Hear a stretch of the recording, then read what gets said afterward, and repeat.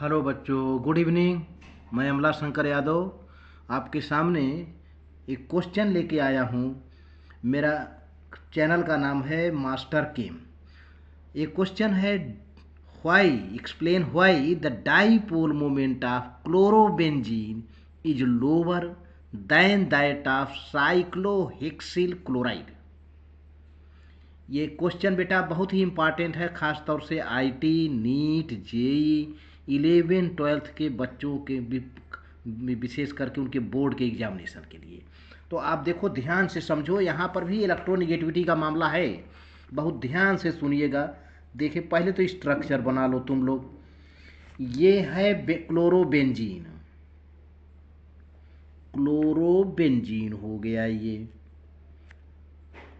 और तुम जानते हो यह बेंजीन का जो कार्बन है यहाँ पर, अब इसको मैं ऐसे थोड़ा हाईलाइट कर देता हूँ आकर के।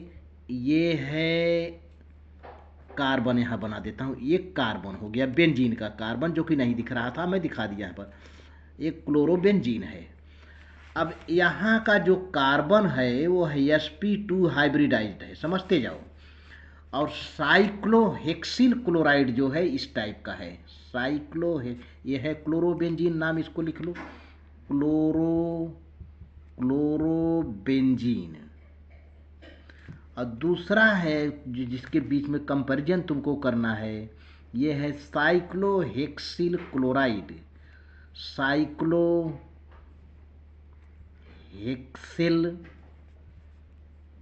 क्लोराइड।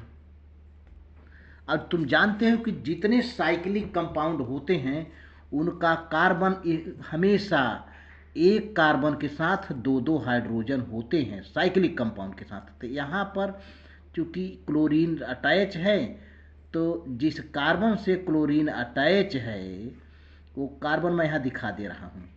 इसी कार्बन से क्लोरीन अटैच है। और यह कार्बन कैसा है? sp3 hybridized. Very important.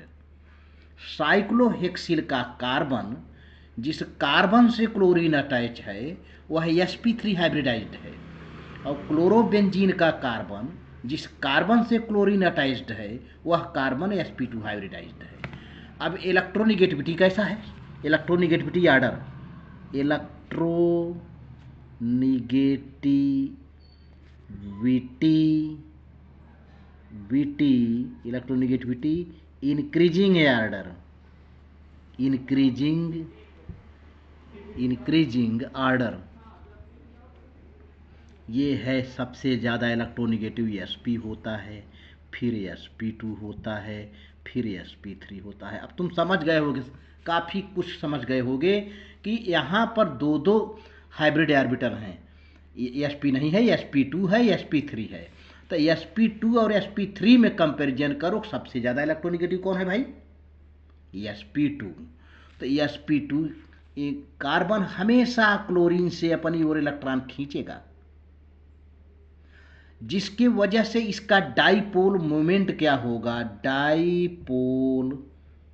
Dipole moment is decreased.